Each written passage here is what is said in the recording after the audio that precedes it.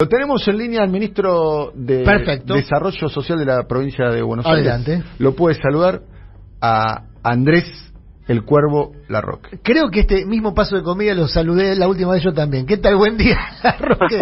Andrés Larroque, buen día. Adrián Murano, Daniel Tonetti y Adrián Murano te saludamos. ¿Cómo te va? Buen día, ¿cómo están? Bien, muy bien, muy bien. Andrés, arranco yo con una pregunta que en realidad engancha con algo que estábamos comentando, que es que hubieron ganadores y perdedores en la pandemia. Estábamos comentando el caso de los supermercados, que según las estadísticas del INDEC de ayer, son un ganador, son un sector ganador de la pandemia, ¿no? Compares contra lo que compares, intermensual, interanual, lo comparás contra el 2019, vienen ganando mucha plata los supermercados. Y hoy están en el foco. Ayer hubo una reunión con Paula Español, donde la Secretaría de Comercio le pidió que no aumenten.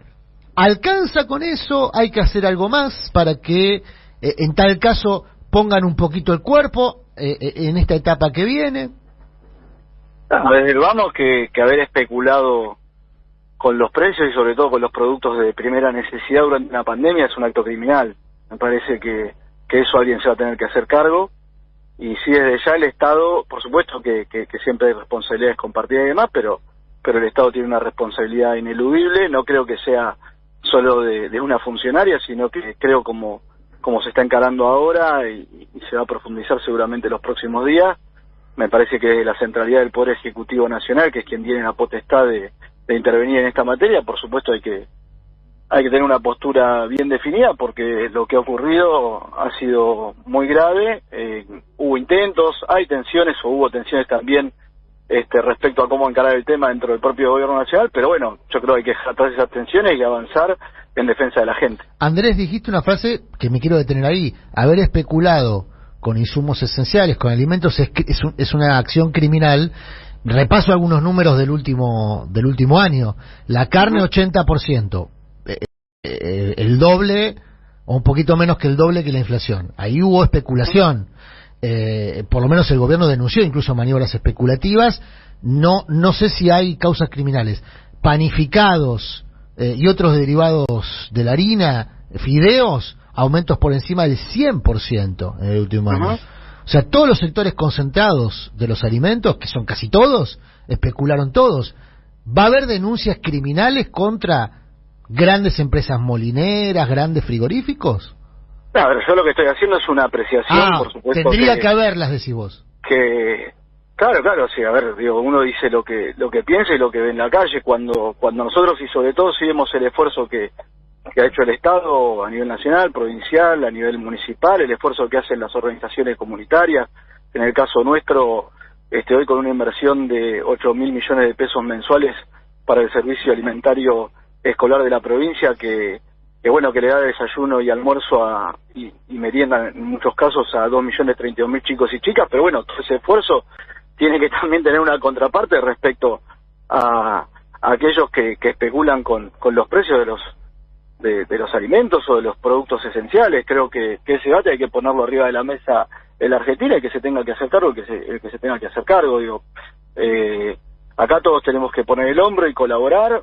Seguramente el gobierno ha tenido una actitud declamativa durante mucho tiempo y con eso no alcanzó. Me parece que cuando el diálogo no funciona, nosotros no nos podemos quedar cruzados de brazos, y si no hay consenso, nosotros tenemos que ponernos del lado de la gente.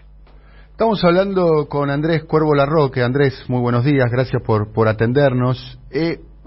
Del resultado electoral surge, entre otras cuestiones, de las PASO, que muchos no fueron a votar. Y muchos que no fueron a votar, hay un estudio también bastante profundo sobre eso, son de los sectores populares, que no fueron a votar en las primarias. Primero, ¿ustedes tienen detectado eso? De que parte y sectores populares que tienen la afinidad a votar al peronismo, al kirchnerismo, al frente de Todos en este caso, y que venían de votar al Frente de Todos en el año 2019. Primero, ¿ustedes tienen detectado esto? ¿Y qué están impulsando, qué medidas están impulsando para incentivar que los que no fueron a votar vayan a hacerlo?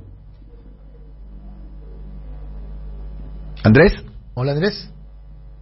Me parece que Bueno, vamos a tratar de retomar el contacto. Interesante lo que estabas planteando, porque hay un informe, como vos decís, donde incluso hay un detalle de cómo fue el drenaje electoral del Frente de Todos en las barriadas populares. Sí, vamos a estar hablando, dicho sea paso, con la autora de una muy buena nota, que es Alejandra Dandán, vamos a hablar más tarde, donde habla sobre la segmentación del voto y la migración de votos populares, y qué es lo que pasó en las barriadas más populares del área metropolitana que no fueron a votar. Así que retomo la pregunta, Andrés, buen día. Sí, se enojaron los supermercados y nos cortaron. No, sí, claramente, los mapas, digamos, que nosotros tenemos por circuito, los mapas de calor, ¿no? Viendo dónde hubo más y menos asistencia, claramente se da que en los lugares más proclives a acompañar al peronismo o al Frente de Todos hay menor asistencia. También hay otra cosa que detectamos, es que en muchos casos estuvo la intención de ir a votar, pero la complejidad del sistema y los protocolos también generó, bueno, cierta deserción por las largas colas y demás. Bueno, son todas situaciones que hay que poder resolver, y en el caso de lo que estamos pensando y demás, desde ya que hay que volver a motivar a nuestro electorado. Yo creo que también la elección nos agarró en un momento, en un tránsito complejo, que es una situación en la cual la pandemia no terminó y la recuperación tampoco comenzó de una manera tan contundente, y en ese impasse nos tocó el proceso electoral, amén de lo que ya hemos advertido a fines del año pasado. Ustedes lo estaban charlando antes. Creo que hubo una caracterización demasiado optimista por parte del área económica del gobierno nacional respecto a cómo nos iba a encontrar el 2021, y eso también se hizo sentir. Es la gran justificación que hizo públicamente Martín Guzmán, recuerdo yo, en una entrevista que hizo con el periodista Gustavo El Gato Silvestre en la señal C5N, donde anunció públicamente de que no iba a haber IFE porque todavía la segunda ola no se sabía si iba a llegar. Estábamos hablando de fines del año pasado, y que entre otras cosas que el crecimiento tenía que ver con la recuperación del año 2021, que hubo una recuperación, hay que decirlo, pero no de la velocidad o el volumen como para recuperar el ingreso y demás. Esa discusión está latente de alguna manera, y fue saldada con el resultado electoral y con la carta de Cristina Fernández, de alguna manera. Porque... Sí, la discusión está, por supuesto ahora viene el debate del presupuesto. También creo que en ese punto se va a notar seguramente también los puntos de vista, y no hay que tener miedo, porque lo peor que a mí me hubiera preocupado que nosotros, después de este resultado electoral tan elocuente, hubiéramos seguido jugando a las escondidas o con ciertos niveles de hipocresía. ¿Había hipocresía en la discusión? Sí, me parece que muchas veces, en función de cuidar la coalición, la unidad, hay muchas cosas que hemos planteado. Quizás no Cristina, no, porque ella siempre lo hizo de manera privada y pública. Nosotros también hicimos nuestros planteos en la medida de lo que nos corresponden, por lo menos en mi caso en materia de lo social, pero a veces me parece que por cuidar el conjunto nos olvidamos, estamos muy en un lugar secundario las discusiones, y bueno, después las consecuencias aparecen. Néstor decía, el lunes siempre llega, ¿no? Y el lunes llegó, y bueno, ahora hay que ponerse a tono con lo que nuestra sociedad requiere, también siendo justos, ¿no? Todas las medidas que se tomen frente a una pandemia, promediándolas con la situación económica y social que teníamos previa a la pandemia y con la pandemia en sí, por supuesto que siempre van a quedar en un lugar agridulce. Y también, por otro lado, me parece que la vacuna le está ganando al COVID, y eso no es noticia, digamos, ¿no? Entonces eso también hace o genera que sea injusta la discusión, pero bueno, es la realidad que nos toca vivir. Sabemos cómo es la ecuación de medios en la Argentina, y hay que ir a jugar sabiendo que vas de visitante, sin tu gente y con el árbitro en contra. Rulo, estamos aquí con Rulo de la Torre. Rulo querido, buen día. ¿Qué tal? Buen día. Bien. ¿Qué tal, Rulo? ¿Qué tal? ¿Cómo te va? Muy bien. Bien. Bueno, tenemos varias cuestiones acá. La carta de Cristina. Cristina plantea en un momento, se está llevando a cabo una política de ajuste fiscal equivocada, que estaba impactando negativamente en la actividad económica, ¿no? Plantea la palabra prohibida, ¿no? Por lo menos en el vocabulario del peronismo, o el vocabulario del kirchnerismo, la palabra prohibida, la palabra ajuste. Y a partir de ahí se abrió un debate, donde participaron, medios de comunicación afines al gobierno, periodistas afines al gobierno, el propio Martín Guzmán, diciendo Cristina está equivocada, y demás. ¿Cuál es tu posición frente a esto? Porque si no es un ajuste, por lo menos el dictamen popular de las elecciones, de las primarias, fue que si no es un ajuste se le parece bastante, ¿no? Sí, lo que pasa es que el peronismo no está para cuidar la macro nada más, y ya lo dijo Ari, no, los números tienen que cerrar con la gente adentro, entonces no vinimos para que cierren los números sin poner la mirada en el conjunto de nuestra sociedad. Yo te doy un ejemplo en el caso de la provincia de Buenos Aires o de mi ministerio, cuando apareció la segunda ola, lo primero que le dije a Axel fue que teníamos que reforzar la asistencia social con un paquete, y en función de eso prácticamente duplicamos el presupuesto del ministerio. Obviamente la ecuación financiera de la provincia es muy distante a las posibilidades que puede tener la nación por la capacidad económica que tiene el Estado provincial, que si bien es la provincia que más aporta al producto general, podríamos decir es el Estado más pobre y la provincia que presenta mayores desigualdades. Pero bueno, claramente entendimos que era el momento de inyectar recursos y de poder contener al conjunto de nuestra ciudadanía que la estaba pasando mal. Y me parece que ese es el debate y no hay que tenerle miedo. Nosotros tenemos una experiencia histórica y por eso cuando se discute qué nuevos instrumentos hay que plantear, creo que los instrumentos de asistencia se desarrollaron en el pasado reciente y existen, está la UACH, está el Progresar, hay un montón está la posibilidad, por supuesto, de generar moratorias jubilatorias, hay un montón de instrumentos y seguramente se pueden desarrollar nuevos, pero bueno, hay que tener la decisión política y avanzar en ese sentido. Yo creo que hay que hacerlo, estoy confiado que va a pasar y creo que eso nos va a permitir dar vuelta el resultado en noviembre.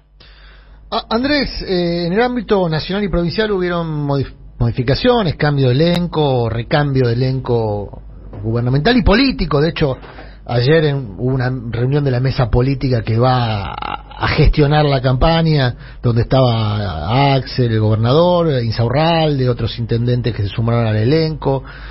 ¿Qué implican estos cambios para la gestión? A ver, para hacerla siempre la pregunta. Se habla mucho de la gestión del peronismo clásico. ¿Qué distingue esta gestión del peronismo clásico de la gestión que había hasta el domingo de las PASO? ¿Cuáles serían las diferencias de objetivos, de forma, de modos, no sé? ¿Cuáles serían las diferencias de este peronismo clásico con el gobierno que había hasta el domingo de las PASO? No sé si, a ver, creo que primero lo que ocurrió hasta el domingo era que los ámbitos existían de confluencia con esos mismos, en este caso, bueno, con el caso de Martín Insaurralde o Leo Nardini, ellos participaban de una mesa de coordinación con las complejidades que también tiene una coalición como el Frente de Todos, a nivel nacional y a nivel provincial. Ahora me parece que se incorporan a la gestión del minuto a minuto y eso de alguna manera le da más amplitud al gobierno y seguramente nos va a permitir encarar de conjunto y de manera cotidiana los desafíos que teníamos previo al domingo y que ahora tenemos profundizados porque una derrota electoral complejiza el escenario político. En mi caso, si me decís, yo creo que trato de llevar adelante una gestión de peronismo clásico porque así lo siento. Creo que todos los compañeros y las compañeras lo sienten de esa manera. Pero vos mencionaste, perdón, Andrés, vos habías mencionado que uno de los temas que a tu modo de ver, dentro de la multicausalidad que tiene el voto, uno de los temas de la derrota eventualmente era haber abrazado excesivamente, estoy haciendo una traducción libre de unas palabras tuyas, no una traducción, sino una interpretación de unas palabras tuyas, haber abrazado excesivamente una agenda progresista alejada de las necesidades urgentes de los barrios populares. Esta composición, esta nueva composición de los gabinetes de nación y provincia, ¿conectan mejor con esas necesidades? No creo que eso fue lo que pasó en la provincia de Buenos Aires. Eso pasó a nivel nacional, y no creo que haya sido el único elemento. Sí, lo que yo creo, y creo que Axel lo planteó 48 horas después de la elección también, me parece que hay que profundizar la mirada económica, que no hay que tener tanto temor a lo que pueden ser circunstanciales de pasajes en los números macro, y decididamente poder encarar de lleno cuáles son las problemáticas del conjunto de nuestra gente, y en eso, por supuesto, las capacidades entre nación y provincia son diferentes, más allá que hay que reconocer que la nación asistió permanentemente a la provincia en todas las demandas que se fueron, o en general en todas las demandas que se fueron acercando, pero hay un problema estructural a nivel financiero en la provincia de Buenos Aires que que viene desde la ley de coparticipación del año 88 y que en algún momento hay que poder resolver. Se recuperó un punto de coparticipación el año pasado, pero evidentemente hay asimetrías que siguen estando abiertas y que nosotros tenemos que poder encarar de conjunto para que ese sector del conurbano, que es generalmente el más golpeado, bueno, pueda tener una situación que se acerque a la mayor dignidad posible.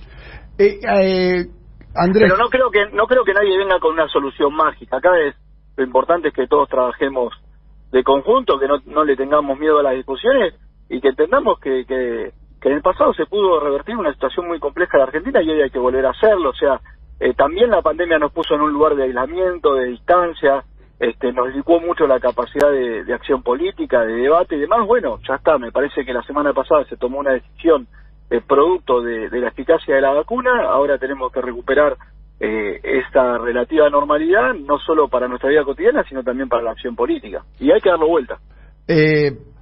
A propósito, para darlo vuelta, y la última pregunta, el último comentario, estamos hablando con Andrés el Cuervo Larroque. Nosotros veníamos advirtiendo acá en este programa de radio de que el gobierno de Alberto Fernández estaba en un proceso similar al que sufrió Dilma en su segundo mandato, que es, primero, desmovilizó a su base electoral, cosa que está absolutamente verificado con la cantidad de votos que perdió el Frente de Todos. Perdió el 45% de sus votos, o más del 45% de sus votos. Claramente los que votaron al Frente de Todos no fueron a votar al Frente de Todos y se quedaron en algunos casos en sus casas o eligieron otras opciones electorales.